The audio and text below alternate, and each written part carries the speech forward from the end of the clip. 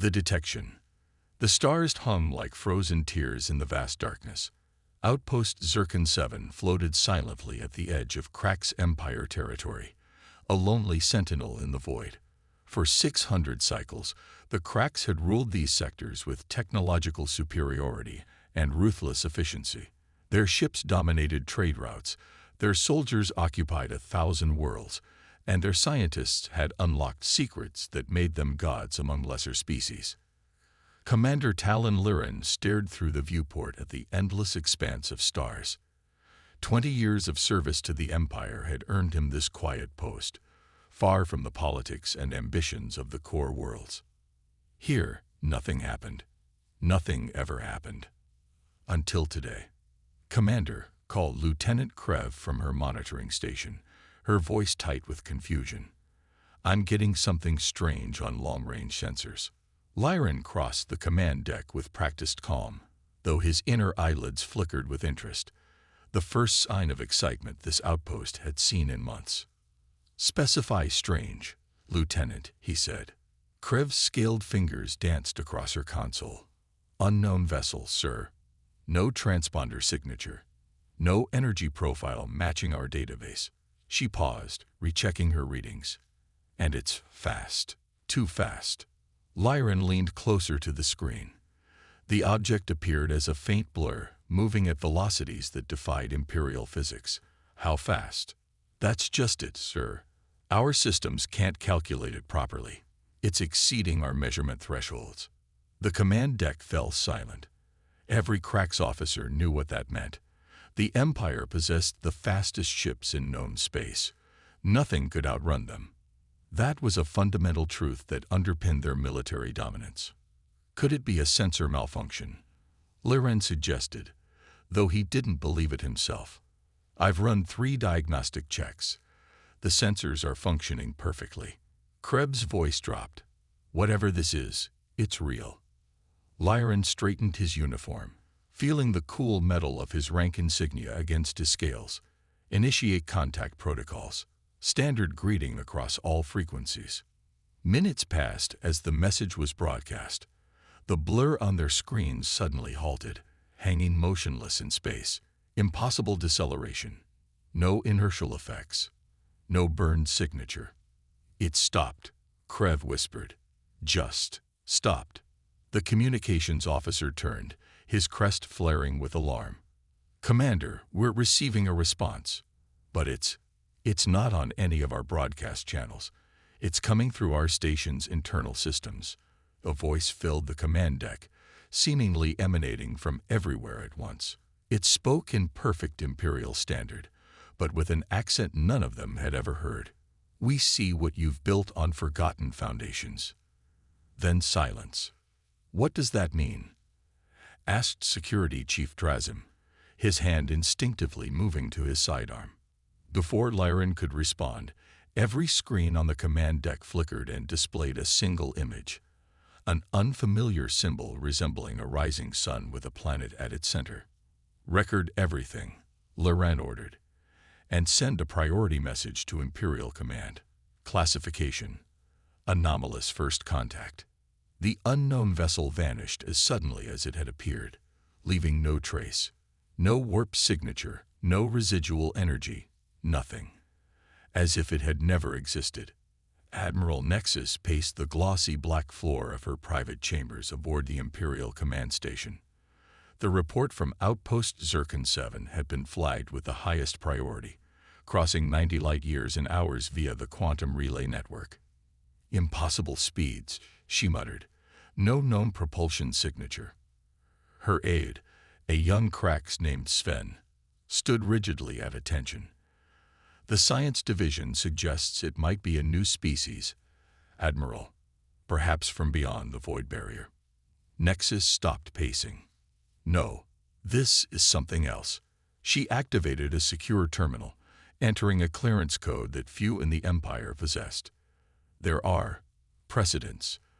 The terminal hummed to life, displaying ancient records marked with the Imperial seal of silence, information forbidden to all but the highest echelons of power. 300 years ago, when the Empire was young, we encountered something similar. The records were sealed by Emperor Zorn himself. Sven's eyes widened. I wasn't aware of any such encounter in our history. Of course not. History is written by those who survive. Nexus scrolled through the classified files. Before the Empire unified the galaxy, there was another species expanding into space. Primitive by our standards, but innovative, adaptable, dangerous. The screen displayed grainy footage of bipedal creatures with soft skin and no scales. Humans, the text labeled them. They were quarantined to their home system, their attempts at interstellar travel discouraged. The Admiral's voice was clinical, detached. The official record states they destroyed themselves in pointless wars over resources, a cautionary tale of evolutionary failure. But that's not what happened. Sven realized. The truth is always more complex. Their final transmissions mentioned something called Project Phantom, ships that could move beyond normal space, theoretical technology that our scientists dismissed as impossible. The Admiral closed the file. I want all information about this encounter classified. Level 9 security clearance only. What about Commander Liren and his crew? They've seen the vessel. Nexus' expression hardened. Standard memory adjustment protocols. The official record will show a sensor malfunction caused by a quantum filament. As she dismissed her aide, Admiral Nexus returned to the viewport, gazing at the stars. For the first time in her distinguished career, she felt something unfamiliar crawling beneath her scales. Fear. Commander Liren knew something was wrong when the Imperial cruiser Dominance arrived at Outpost Zircon 7 just 12 hours after his report. Such rapid response was unprecedented. "Commander," the cruiser's captain said stiffly upon boarding, "I understand you've experienced sensor malfunctions." Liren's inner eyelids flickered in confusion. "Malfunctions? No, Captain. We encountered an unidentified vessel with..." "The quantum filament disrupted your sensors," the captain interrupted, handing him an official report with the Imperial seal. "My technical team will repair the damage and update your systems." Before Liren could protest, dozens of Imperial technicians swarmed the outpost, replacing equipment, updating databases, and correcting logs. He watched helplessly as the evidence of their encounter vanished. That night, Liren sat alone in his quarters, troubled by the Empire's response. Why deny what had happened? What were they hiding? His personal terminal chimed softly. A message appeared from Lieutenant Krev. "Meet me in Maintenance Shaft 7C urgent."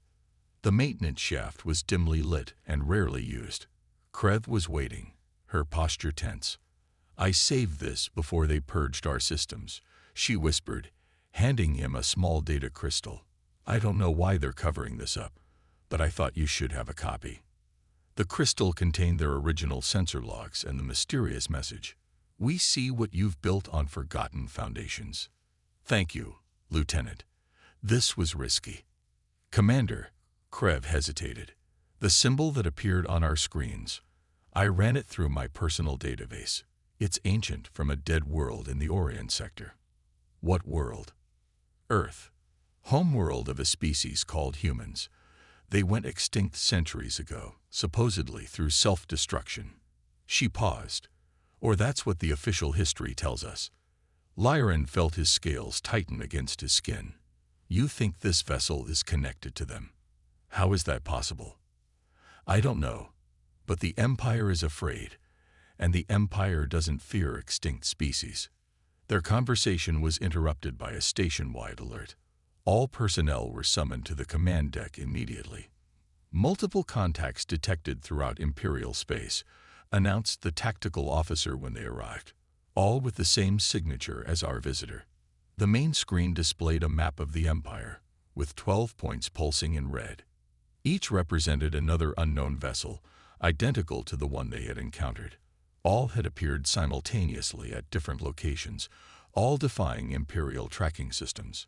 One hovered near the Imperial capital, one above the Fleet Academy, one at each of the Empire's main shipyard facilities. The pattern was unmistakable. These weren't random appearances. They were targeted. And they were sending a message. It's a show of force, Liran realized aloud. They're demonstrating they can strike anywhere in the Empire. As if responding to his words, every communication system throughout the outpost activated simultaneously, broadcasting the same message across every channel. The Forgotten returned to claim what was taken. Your empire stands on stolen light. On the screen, one of the unknown vessels approached an Imperial patrol cruiser. The cruiser fired its main weapons, state-of-the-art quantum disruptors capable of tearing apart capital ships.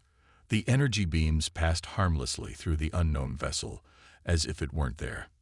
Then the vessel simply vanished, along with the Imperial cruiser and its crew of 300.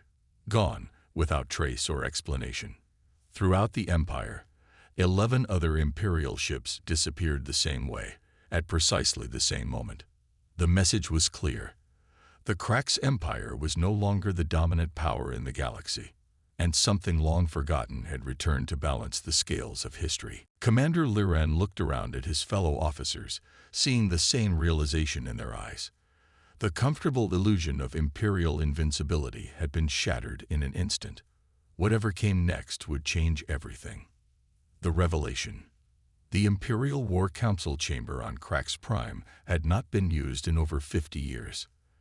The Empire's dominance had been so complete that actual strategic planning had become unnecessary. Now, the chamber's ancient lights illuminated the scaled faces of military leaders summoned from across Krax territory, their expressions grim and disbelieving. Grand Admiral Vexer, his scales dulled with age, but his eyes still sharp as plasma cutters, stood before a holographic display showing the 12 locations where Imperial ships had vanished. In a single coordinated action, he said, his voice carrying the weight of centuries, we lost 12 warships and their crews. No debris, no distress signals.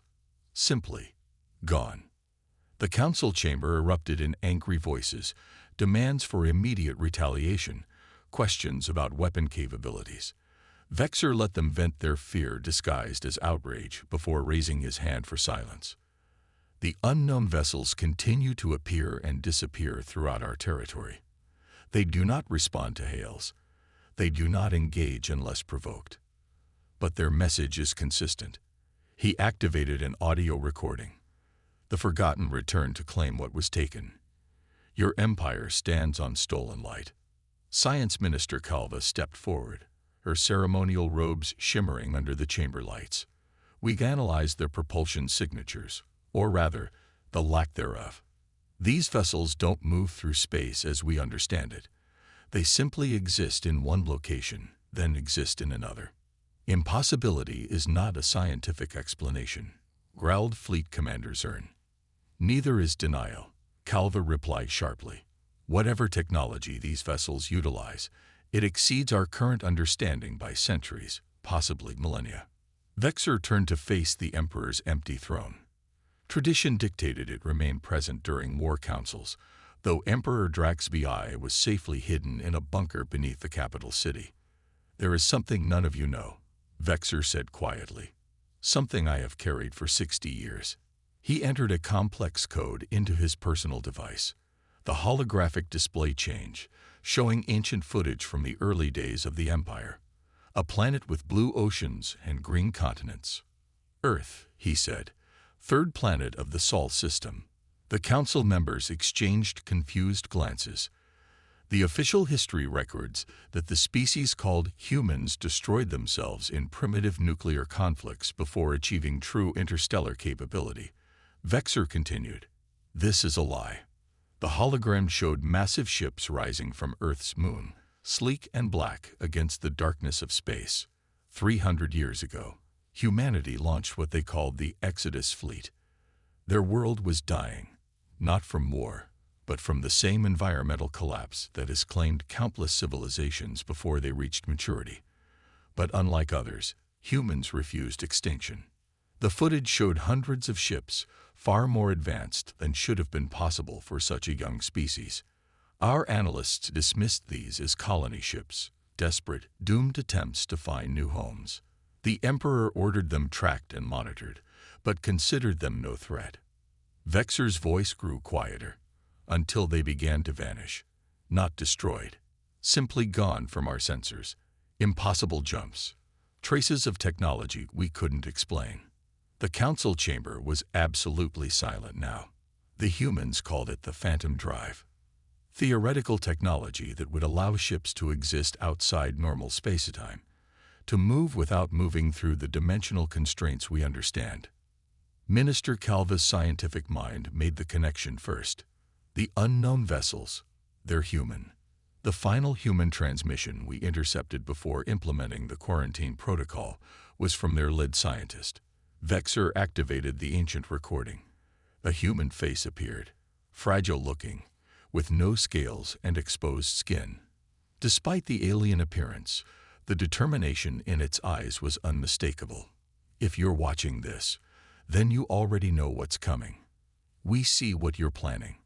Earth may fall, but humanity will not. We will become the ghost at your banquet, the shadow at your door. And one day, when you've forgotten us, when you've built your empire on our ashes, we will return. The recording ended. The council chamber remained silent. What was the quarantine protocol? Asked a young admiral from the outer territories. Vexor closed his eyes briefly. The sterilization of Sol's system. The human homeworld was rendered uninhabitable. Official records were altered to state they destroyed themselves. Their memory was systematically erased from galactic history. Why? Demanded Fleet Commander Zern. Because they developed the Phantom Drive too quickly. Because our predictive models showed they would surpass us within a generation. Because the Emperor feared what we could not control. Vexor's voice was heavy with the weight of history. And now, they have returned. On Outpost Zircon 7, Commander Laren had been placed under house arrest for attempting to preserve the original records of their encounter. His quarters had been sealed, his communications restricted. But the Empire had overlooked Lieutenant Krev's access to the station's maintenance systems. Through careful manipulation of ventilation controls, she had created a private communication channel. Commander, her voice came softly through a hidden speaker. Something's happening. Explain, Laren replied, careful not to look directly at the surveillance devices in his quarters. The unknown vessel has returned, but this time, it's broadcasting something. Across all frequencies, the technicians are trying to block it, but it's getting through anyway. What is it broadcasting? The truth, sir, about Earth, about what the Empire did. Through Krev's connection, Laren heard fragments of the transmission now echoing throughout Imperial space. Historical records, testimonies, evidence of a systematic genocide that had been hidden for centuries. The forgotten species had returned with receipts of the Empire's original sin. There's more, Krev continued. I've been analyzing their appearances. They're not random. They're targeting specific facilities, places connected to something called Project Silence. Lyran had never heard of it. What is Project Silence? I don't know, but I found a restricted terminal the Imperial technicians used. It contained coordinates to a facility in the Vega sector, completely unmarked on official charts. Lyran made his decision. How soon can you get me off this station? There's a supply shuttle in Bay 4. Minimal security. But where are you going? To find answers. The supply shuttle's navigation system wasn't designed for the complicated series of jumps Lyran programmed into it, but it managed. The coordinates led to an asteroid in an unremarkable system, except for the massive installation built into its core, hidden from casual detection by sophisticated cloaking technology. As he approached, he expected defense systems to fire, security protocols to activate. Instead, there was only silence. The facility appeared abandoned. He docked at an empty bay and made his way inside, weapon drawn. The corridors were dark, emergency lighting casting long shadows. Whatever had happened here, it had happened fast. Equipment lay abandoned. Meals remained half-eaten in the cafeteria. In the central control room, he found his answer. The main screen displayed a simple message. The Forgotten have found us. Beneath it lay a data crystal labeled Contingency Omega. Without hesitation, Laurent inserted it into his portable reader. The files told the complete story. Project Silence had been the Empire's insurance policy, a weapon designed to destroy any remnants of humanity that might one day return. For centuries, they had hunted phantom signals, ghost ships, rumors of human survivors hiding in distant sectors. The facility had been monitoring the mysterious region of space known as the Void Barrier, a turbulent area considered impassable by conventional ships. The logs reported anomalous readings for decades, dismissed as sensor errors or natural phenomena. Until 7 days ago, when the readings resolved into a massive fleet emerging from the barrier. The humans had not merely survived.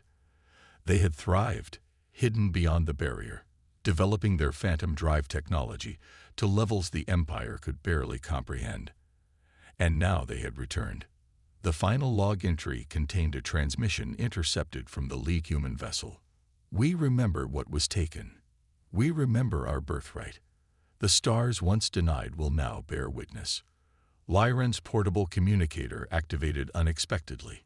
A voice spoke, the same accent he had heard on the outpost. "Commander Talon Lyran, you seek truth in an empire built on lies." He froze, looking around the empty control room. "Who are you? How did you access this channel?" "I am Captain Elena Dar of the Earth remnant ship Nimosine, and you have a choice to make." A holographic figure appeared before him. A human female in a sleek uniform. Her appearance was both alien and strangely familiar. "Your empire faces extinction," she continued, "just as they once sentenced humanity. But we have evolved beyond the cycle of vengeance." "What do you want?" Lyran asked. "Acknowledgement, reparation, and a place among the stars that was stolen from us." "The Empire will never surrender," Lyran said, though he wasn't certain he believed it anymore. "The Empire no longer has the luxury of choice. Our ships can strike anywhere.